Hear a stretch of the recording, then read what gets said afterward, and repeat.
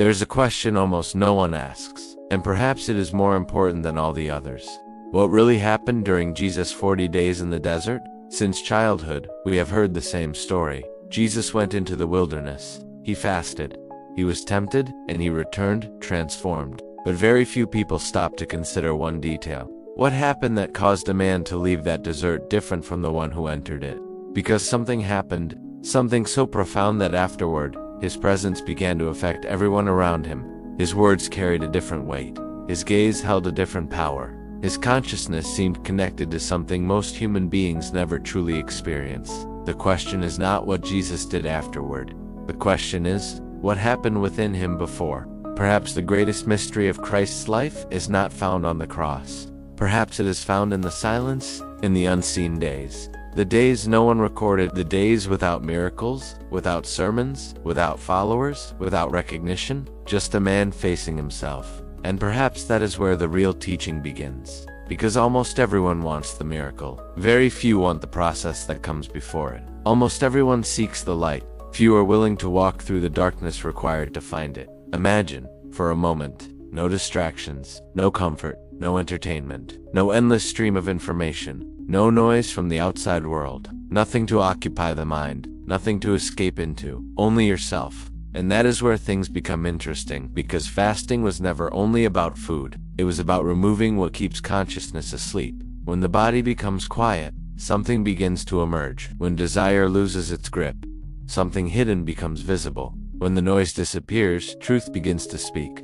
And truth is rarely comfortable. First come the fears, then the desires, then the memories, then the wounds, then the masks.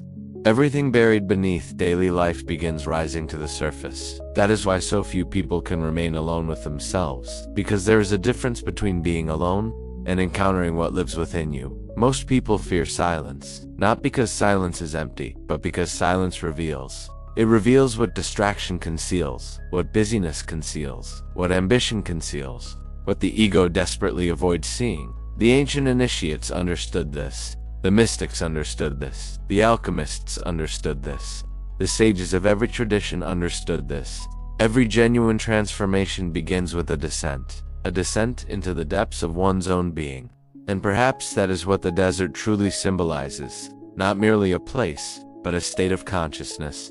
A state where everything false begins to die, and everything essential begins to remain. This is why spiritual traditions throughout history speak of death and rebirth, because before a new consciousness can emerge, an old identity must dissolve. Before illumination comes, illusion must be exposed. Before awakening, there is collapse, there is emptiness, there is surrender. There is a moment when you realize you cannot continue being who you have always been. Perhaps that is exactly what happened during those 40 days. Perhaps Jesus was not merely fasting. Perhaps he was shedding, layer after layer, fear after fear, limitation after limitation, until only what was real remained. And here we encounter a possibility rarely discussed. Perhaps Jesus did not go into the desert to find God. Perhaps he went there to remove everything that prevented him from perceiving God. There is a profound difference between seeking something and removing what blocks your perception of it. Most people spend their lives trying to add more knowledge, more experiences, more techniques, more answers. Yet the great masters often spoke of subtraction, removing excess, removing attachment, removing illusion, removing fear, removing everything that obscures the essence. Because truth does not need to be created, it only needs to be uncovered. And what is uncovered was there from the very beginning. Perhaps this is why so many avoid the path. Because the ego wants growth, but it does not want transformation. It wants power, but not surrender. It wants recognition, but not sacrifice. It wants awakening, without letting go. It wants light, while preserving its shadows. And that is impossible. Every initiation requires a surrender. Every crossing requires a symbolic death. Every expansion requires space. And space only appears when something is released. Perhaps this is why the desert appears again and again throughout humanity's spiritual history. Because the desert is where the unnecessary loses its power, and only the essential remains. No distractions, no roles, no audience, no masks. Only awareness, only presence, only truth. And here lies one of the greatest keys hidden within this story. The Christ is not only a historical figure, the Christ represents a possibility that exists within every human being. A higher consciousness, a silent intelligence, a deeper presence, a force capable of guiding life beyond fear. Different traditions have given it different names. The divine self, the inner light, the higher self, the kingdom within.